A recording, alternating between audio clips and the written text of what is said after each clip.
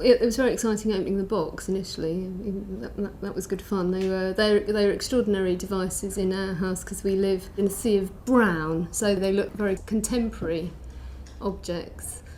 It's been quite interesting. It was more Jim's idea to do this. It's more kind of his kind of field of interest. I was a bit scared of breaking them, to be honest. So I've not really handled them too much, but they're quite beautiful, as well as obviously having a function. They actually look quite pretty. I suppose I did most of the moving them or otherwise interacting with them, I think. You did. There were some that you had more of a relationship with. The barrel vaulted one, that was very happy wherever you put it, regardless of what you thought of it or it thought of you. So that just lived its own life. With the wind tunnel, I quite enjoyed seeing what would set it off, and other times I'd try and figure out what had set it off, because I'd hear it go and I'd be like, well, where's that come from? And then it would be maybe one of the cats, or like one of the plants had fallen over or something. And then other times I'd be like, why hasn't it gone off? And I've done that, so then I'd kind of sit there repeatedly trying to do the same movement to try and make it go off again.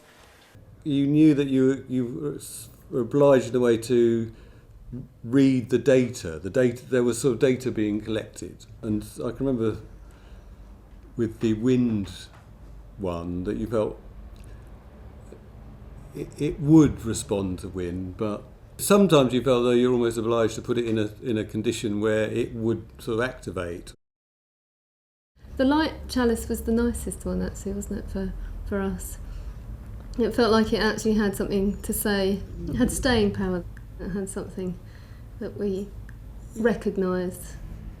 The light catcher, I think, because it showed like a little graphic display, and every now and again it would flash on and you could see stuff happening. I quite like that. It was quite good fun to interact with. Probably, it was the liveliest of the three, just quite pleasant.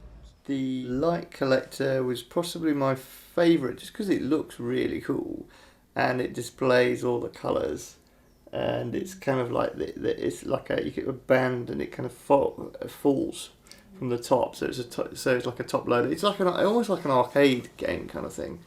It's quite nice to hold, and it's a sort of chalice, sort of radar, sort of sensor. Maybe every 10 minutes or so there would be a new line of colour was produced, so it was a travelling line of colour. Like that. Those colours. Obviously this is much more important because that's what's going on. But then this is a painting of it, so this sort of may outlive it, or but they're sort of interesting to me together. And I think that's why, partly because we painted it, we sort of want to, can we keep that? At one point they put online readings from everybody's house, and that was great actually, because then you could sort of question how people managed to get fluorescent pink readings from their light chalice when in the brightest room in the house we were getting like earth tones, weren't we? Dark tones, whereas they were getting bright and bouncy, and so it's a great comparison.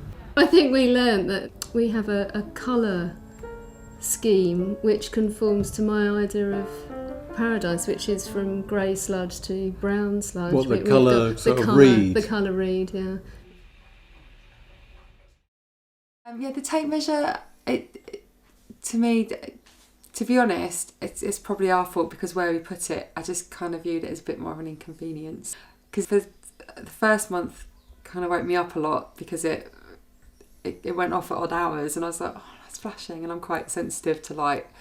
And yeah, I think because it didn't kind of make a noise, or there was nothing I don't know, I know Jim says the needle went up and down, but it kind of wasn't that exciting to watch. Wasn't the reading in the window and the base of the window, wasn't that quite an interesting reading? Was that the tape one, and actually one in, one out of the window or something, and we got incredible differences in temperature, quite extraordinary differences. So that was quite interesting. I think that's right.